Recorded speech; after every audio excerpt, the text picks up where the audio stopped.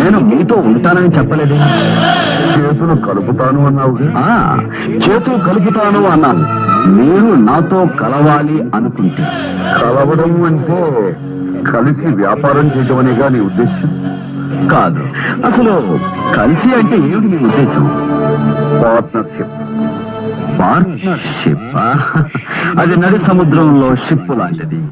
ఎవడు ఏ మూల నుండి చిన్న కన్నం పుట్టినా అమాంతం సముద్రంలో మునిగిపోతుంది. మరి నువ్వు నాతో కోరుకునేది ఏ షిప్?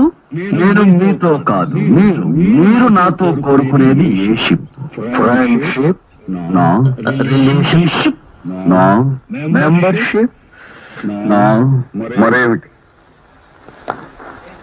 ఓనర్షిప్. నీకేం పని కావాలో నాకు చెబితే, అది నాకు నచ్చితే, ఎవరి ప్రమేయం లేకుండా నాకు నేను సొంతంగా ఆ పని పూర్తి చేయటం.